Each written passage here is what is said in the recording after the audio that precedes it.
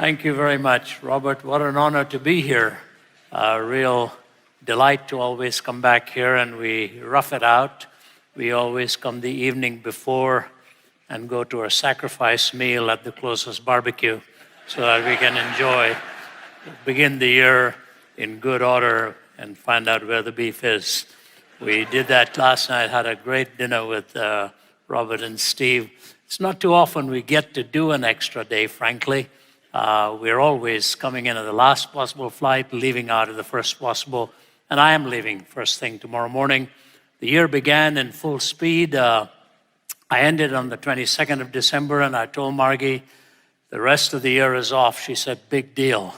9 days, 22nd of December, and then began at the Passion Conference, at the Mercedes-Benz Stadium. What an exciting, I think, a historic event. 65,000 backing that arena, mainly those in their 20s. Had the privilege of teaming up with our hosts, Louis and Tim Tebow and several others, and see what God is doing, to see 65,000 of them with their hands raised, worshiping. I mean, it's a foretaste of really what our eternal joy will be. And then come here, and early tomorrow morning I fly out to go to a country I cannot name. We're in a closed country. I was there about 4 or 5 weeks ago and drove through the desert for about 4 hours to speak to a full audience, turned around, drove back 4 hours, took a flight, and flew out of there. Did 2 cities in that country, and as the Anglicans would say, this is the third time of asking. So I'm there again for just one night. We go in, do it, and get out. But we do it with a visa, and I ask you to just pray. As one man said, he'd been praying for 33 years in that land that we could have such an event. So I'm not allowed to name it for you. After it's all done, I might just give you a little report. But that's the way it is. We hit the ground running. And the media may often talk about all that the churches are losing. Maybe some of those churches needed to lose some. But where the gospel is being preached, I want you to know there's a greater hunger than I have ever seen. And I have heard repeatedly that the fastest growing church in the world today is in Iran, of all places, and primarily amongst the young. So here we are. But, the fact of the matter is, time flies tonight. So just so you know, because you may have children, you may have plans, I'd like to follow Robert Morris' example. I'll be speaking to you for 32 minutes. And then you can do everything after that, so you can keep your concentration powers on. And they've given me a good reminder. But English is the only language that I know in which the watch runs. Every other language I know, the watch walks. In Hindi, they say, "Ghadi chal rahi hai," the watch is walking. And maybe that's why we're going nowhere, where I come from, but at least maybe that's why we get less ulcers along the way as well. Robert, a wonderful New Year to you, friend. When you were in that critical stage, my goodness, I was in another part of the world, and our eyes were filled with tears. I was keeping in touch with Steve. It was touch and go. I was going to say nip and tuck, but that would be too much of an irony. There was the nip and tuck going on, but it was touch and go, and God's got some wonderful things for this man and this church to still do. It's always thrilling to see how he intervenes. We often think that we are the only ones who ask questions, that all the great saints before us never struggled with these issues. Nothing could be farther from the truth. The man whom Jesus brought onto the Mount of Transfiguration, and both of them, Moses and Elijah, gave God some of his biggest challenges. One on the verge of despair, another one saying, "Why on earth do you want me to even do this?" His prayer was, "Here am I, Lord, send Aaron." He didn't want to go. He simply didn't want to do it. If you go through the scriptures, you will see some of the most passionate people who served with a very devoted heart, had the toughest and the most emotionally driven questions. You know, faith is a perpetually defeated thing which survives all its conquerors. Faith is a perpetually defeated thing which survives all its conquerors. So says G.K. Chesterton. It'll always be hammered, it'll always be attacked, but the Bible will always rise up to outlive its pallbearers. Those who try to bury the word find out it survives all those attacks. So here's a man struggling with questions, and I'm calling this message, Though the Fig Tree Does Not Bud. Because as you look around, what we see seems like a lot of death and destruction and despair. And a man raised those questions. His name was Habakkuk. Scattered verses beginning from chapter 1. The oracle that Habakkuk the prophet received. How long, O Lord, must I call for help, but you do not listen, or cry out to you violence, but you do not save? Why do you make me look at injustice? Why do you tolerate wrong? Destruction and violence are before me. There is strife and conflict abounds. Therefore, the law is paralyzed and justice never prevails. The wicked hem in the righteous so that justice is perverted. Some of you might remember the war that was titled Desert Storm. That phrase was taken right out of this particular book when you see in verse 9, they all come bent on violence, their hordes advance like a desert wind. And so even our military was aware of all the kinds of oppositions that we were facing almost 2 decades ago, and the storm in many ways still rages. What Habakkuk raises here are 3 particular questions. I will go with them as time permits and give to you the answers that Habakkuk got. But let me just prepare you for this. No other worldview, immanent or transcendent, brings together such a coherent set of answers as the biblical writers do on this issue of pain, warfare, evil, suffering, even when history seems to be turning the tide against those who wish to follow him. 3 things he raises. How long must I cry out to you violence, injustice, evil, but you do not listen, you do not save? For a prophet to have raised that question was a challenge given to God and a constant demonstration of the grace and patience of God to listen to us when we raise such issues and how he answers. It took Job volumes of complaints before God says to Job, stand up like a man now, and I am going to speak to you. It was about in the mid-30s, nearly the 38th chapter, that God began to respond to Job. And so it is here with Habakkuk. 3 issues. Violence. Think of the world in which we live. If Habakkuk thought he saw violence in his day, think of the magnitude of violence in our time. Let me just give you statistics for the previous 4 centuries, just in the microcosm of Europe. What has happened in warfare? 17th century in Europe, 3.3 million were killed in war. That was one of the lowest numbers, 3.3 million. It's like a large mega city was wiped out in warfare. I'm not talking all of violence, just in the microcosm of Europe, 3.3 million. In the 18th century, 5.2 million.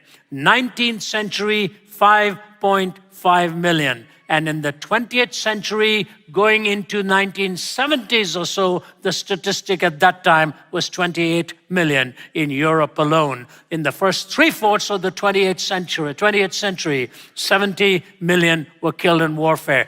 Bear in mind, this does not include the 60-some million in the purges in China and 60-some million in the purges in the former USSR. That was over 120 to 132 million just in those two countries. And I'm talking about the 20th century then.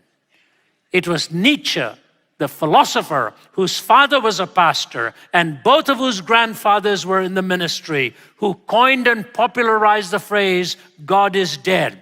But here's what he said: if God has truly died, and what he meant philosophically, because he talked about the blade of the philosophers that had plunged into the soul of belief. And he said, if God has truly died in the 19th century, he said the 20th century will become the bloodiest century in history, and a universal madness will break out. He saw the logical outworking of the absence of God and man playing God. He saw it. And when he says the 20th century will become the bloodiest century and a universal madness will break out, he almost figuratively took the first step himself, where in the last 13 years of his life, and he only lived to be, I believe, about 50, something like that, born in 1844, died in 1900, the last 12 to 13 years of his life, he was partially in and out of insanity. He was lying in bed saying almost nothing for days on end. Suddenly he would break into verses of scripture because he was raised at his mother's knee with the word of God. But he reminded us, since God had metaphorically died or figuratively died in the 19th century, the 20th century had become the bloodiest century in history. Violence. People often ask me, how does God shape a calling? And I think that's one of those questions we can only partially answer, because we put together a few links, but when we stand up before God, we will suddenly see, time is sort of that brush which God paints on the canvas of our hearts.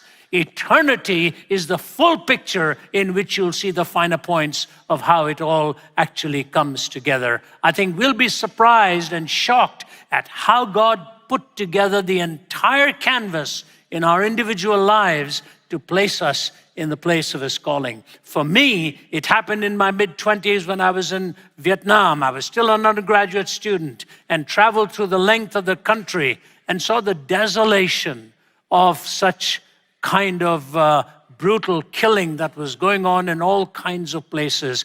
I knew then my calling, what God had wanted me to do, because I knew the only hope for the human heart was the transformed heart that Christ alone could bring. But that was in the early 70s. But then I remember in the 80s, when the Cold War was still raging. And at that time, I just shortly finished my graduate studies at Trinity in Chicago. And as I was speaking in Poland, I had been asked if I had ever been to Auschwitz. I said, well, I've been to concentration camps to visit, Buchenwald, Dachau, Birkenau, and all of those. Said, no, have you ever been to a death camp? I said, no, I haven't then. So this medical doctor took me there. And when you walk through Auschwitz, as recently Angela Merkel herself did, and was moved to tears as she stood there and publicly apologized to the whole world of what had happened, and the remnants of which are in Auschwitz. Just gives me goosebumps just thinking of what she must have felt to see what we had done to each other in what has been historically called the Third Reich. But I remember walking into the gas ovens there, and outside of which are the words of Hitler: I want to raise a generation of young people devoid of a conscience, imperious, relentless, and cruel. I want to raise a generation of young people devoid of a conscience, imperious, relentless, and cruel. Let me read for you in the diary of Rudolf Hess, who oversaw the camp at Auschwitz, what he says here. It's terrifying to think that a highly educated, trained man could put these words in his memorializing the whole thing. I was not properly conscious of the first gassing of human beings. Perhaps the procedure as a whole made too much of an impression on me. I do remember much better the gassing of 900 Russians soon afterwards in the old crematorium using Block 11 would have caused too much trouble. While they were still being unloaded, several holes were simply knocked through the earth and the cement ceilings. You can see those holes there, by the way, right now, of the morgue. The Russians had to undress in the outer room, and they all went quite calmly into the morgue since they had been told they were going to be deloused there. The whole transport walked right into the morgue. The door was locked, huge iron doors and just clamps coming down on them as you see it. The door was locked and the gas poured in through the openings. How long the killing took, I do not know. The hum could be heard for quite a while, however. When it was thrown in, some people suddenly cried, "Gas!" and a great roaring began and a rush to both of the doors. They withstood the pressure, however. After several hours, the room was opened and aired out. Then I saw the gassed corpses en masse for the first time, but I must be frank, this gassing had a calming effect on me, since the mass extermination of the Jews was due to begin soon, and neither Eichmann nor myself knew what method of killing might be used on the expected masses. Now we had discovered the gas and the procedure as well.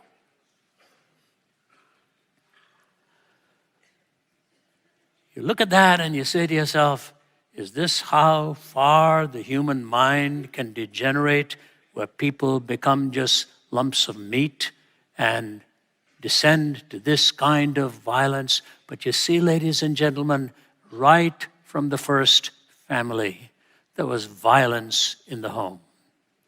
When a brother, out of jealousy, wanted to take the life of his brother.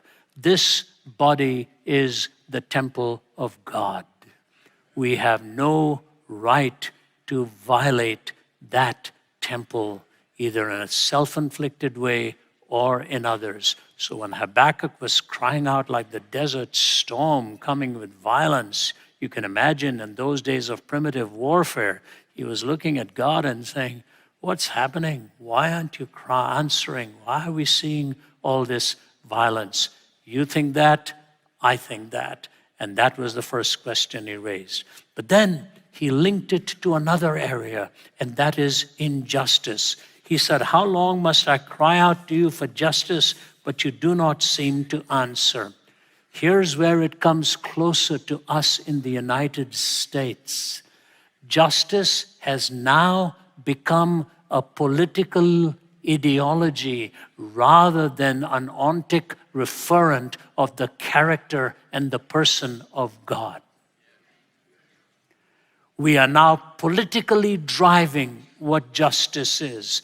And it was Plato who said, justice is the firmest pillar of good government. The firmest pillar of good government. Now remember, the Greeks never went much into a personal divinity. It took the Hebrews to bring us that. They talked of truth, beauty, goodness, liberty, equality, justice, and they talked of virtues. They had all these stories, but the Greeks did not clearly anchor it in the person of God. It took the Hebrews. I am the Lord your God who brought you out of the land of Egypt. Redemption, therefore you shall have no other gods before me. The very character of God, and hence the Decalogue, and hence the laws that were vertical and horizontal. Here's what Aristotle said. Justice of all the virtues is truly to be thought for another's good, because it is related to our neighbor. It does what is advantageous to another. The worst person is he who exercises his wickedness both towards himself and towards his friend. And the best person is not he who exercises his virtue only to himself, but he who exercises it towards another. Do you see what we have done to justice at our time? Those who exercise it towards another, that is the key towards justice. For this is a difficult task. Justice in this sense, then, is not a part of virtue, but virtue in its entirety, nor is the contrary injustice a part of vice, but vice entirely. That's why Micah took the 613 laws of Moses and reduced it to 3: to do justice, to love mercy, and to walk humbly before your God. So justice is at the core of a people's character, and yet we see that being flaunted and losing our way consistently in this. Learn to watch history carefully. When justice dies, a civilization is dying. And so he says violence, injustice, and then he talks of evil, which is ultimately the source of all of this. And he talks of the wickedness that he was seeing all around him. I want to read for you something because it is fascinating how even medical science talks about these things. Now, here's what it says. Most psychiatrists assiduously avoid the word evil, contending that using the word evil would precipitate a dangerous slide from clinical to moral judgment. They don't like to use evil because it would be a slide from mere clinicians' work to a moral pronouncement on somebody. The person writing this, I think this is in the New York Times, so it shouldn't surprise you. Okay, listen to what he says. The person writing this didn't realize that this was a moral judgment itself. That very pronouncement is a moral judgment, that we don't want to slide into a moral framework. Rather keep it in a medical framework than you pop a pill for somebody who is evil. Why call him or her evil? But then he goes on to say this, and that could end up people putting on death row unnecessarily. Is that not a moral judgment? What on earth? You talk about a one-ended stick. There's no such thing. They are using moral categories to debunk moral categories because moral categories would be judgmental, so we keep it clinical rather than moral, all along saying because we don't want to end up doing anything immoral. I mean, this wreaks havoc with reason. What do you do with such things? So you've got evil, injustice, violence. And I think when you look at the Judeo-Christian worldview, it's the only one that even begins to answer it. I'll have to race through it. Number 1, in chapter 2 and verse 18 onwards, of what value is an idol, since a man has carved it, or an image that teaches lies? For he who makes it trusts in his own creation. He makes idols that cannot speak. Woe to him who says to wood, come to life, or to lifeless stone, wake up. Can it give guidance? It is covered with gold and silver. There is no breath in it, but the Lord is in his holy temple. Let all the earth be silent before him. The number 1 answer is the actuality of God in distinction to atheism. The reason you're raising these questions, Habakkuk, is because you have moral reasoning within you. And I am telling you, if you were to raise these questions to lifeless stone or to an idol, you're wasting your breath. But the Lord is in his holy temple. Let all the earth be silent before him. Somebody once asked me, what are going to be your first words when you see God? I said, I'm going to be absolutely silent because I'll be terrified at what his words are first going to be to me. I'm nowhere near concerned about what I'm going to say to him. I am truly concerned about what he's going to say to me. And if I were to hear from him the words, well done, what do you say? The divine accolade that everyone longs for and dreams for. You see what makes America unique, which our naturalists and secularists hate to recognize.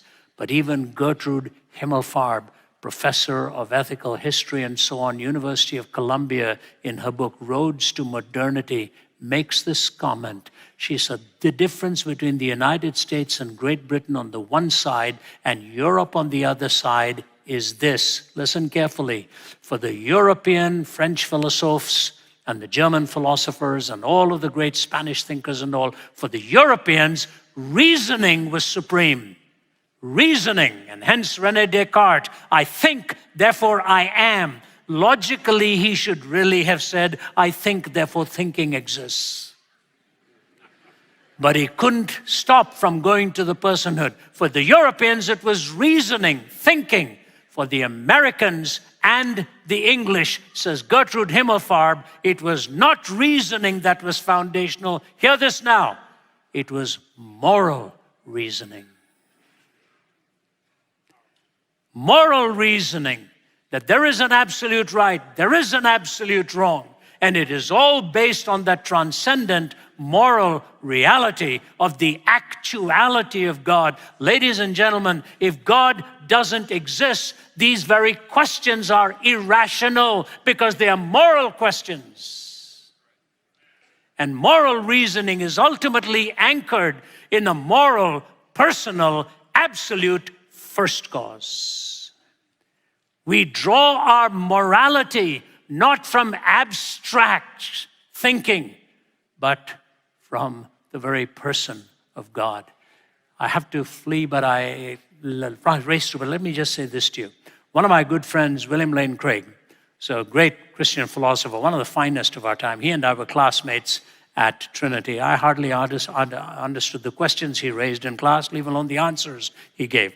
But we graduated together. He's now a very prominent philosopher, William Lane Craig. He was dialoguing with probably one of the greatest scientists of our time, Roger Penrose. I was sharing it at breakfast with friends this morning.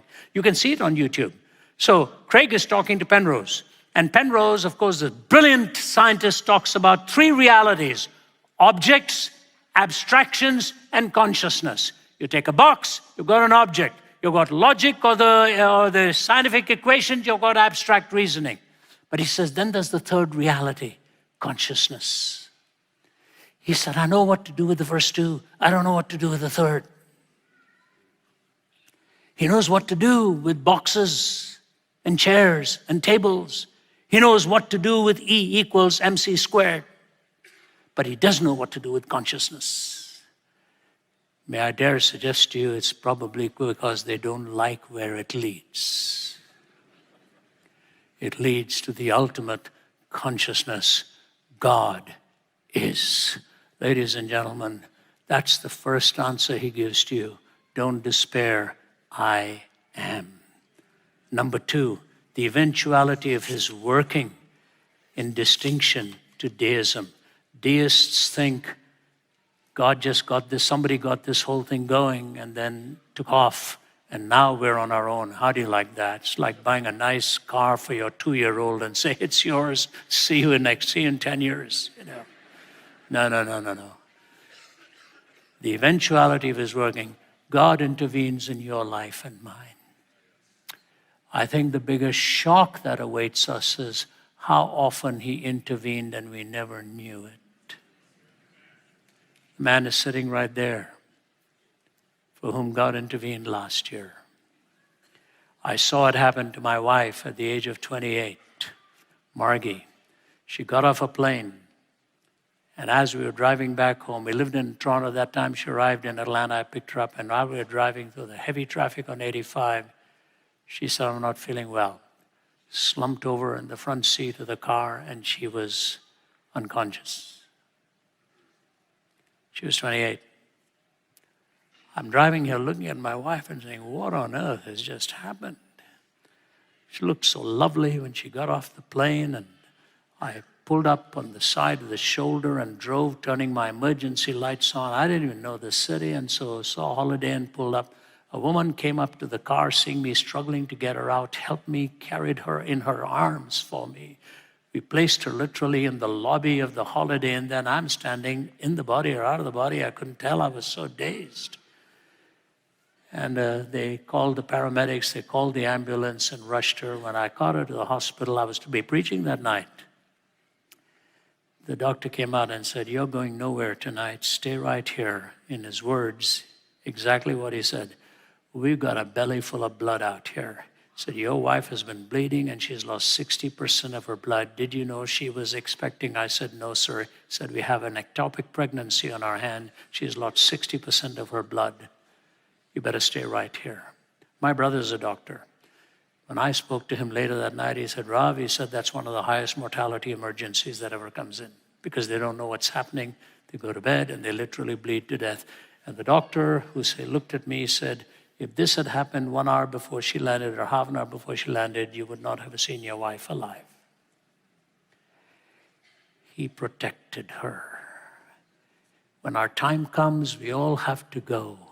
But until that time comes, our sovereign Lord will protect you from any intimidating, any terrifying reality. God is.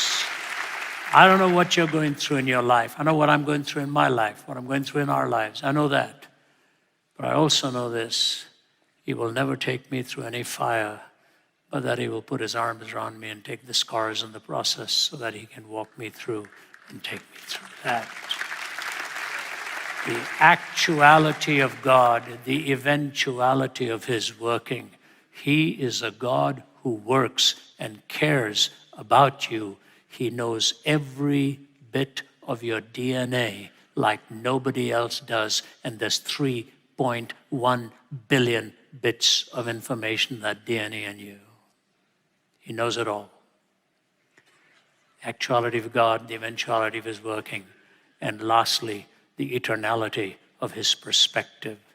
Because here's where he says, the second part I didn't even read to you when he said, the righteous will live by faith in chapter 2. But here's the third one.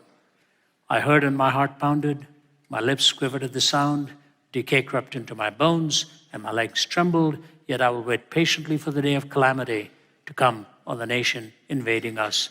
Though the fig tree does not bud, and there are no grapes on the vines, though the olive crop fails, and the fields produce no food, though there are no sheep in the pen, and no cattle in the stalls, yet I will rejoice in the Lord. I'll be joyful in God my Savior.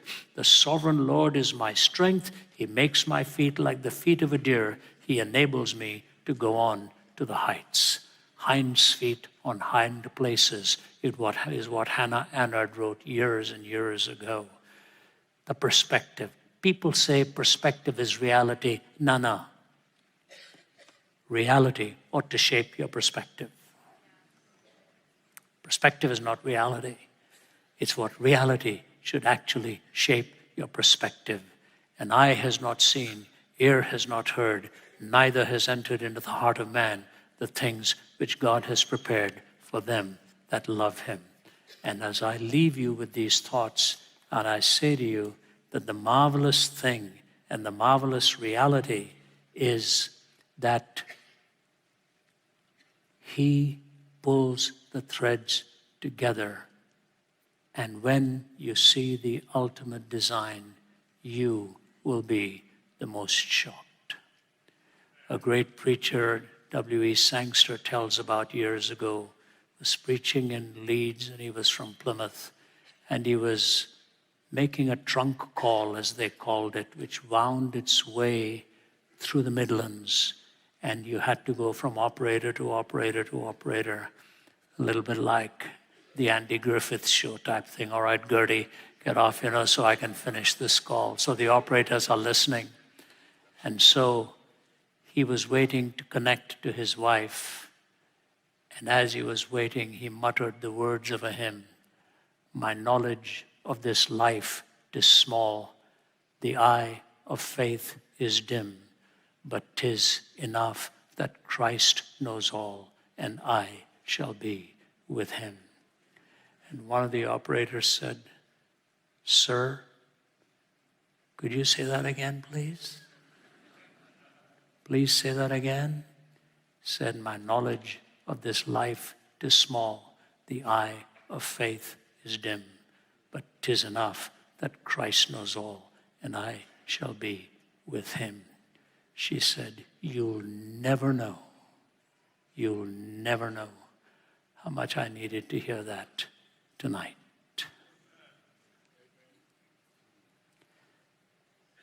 we know very little, and the eye of faith is dim. But 'tis enough that Christ knows all, and I shall be with him. Evil, injustice, violence, the actuality of God in distinction to atheism, the eventuality of his working in distinction to deism, the eternality of his perspective in distinction to pantheism. God is, God acts, God changes. No wonder Habakkuk said, I shall rejoice in God, my Savior.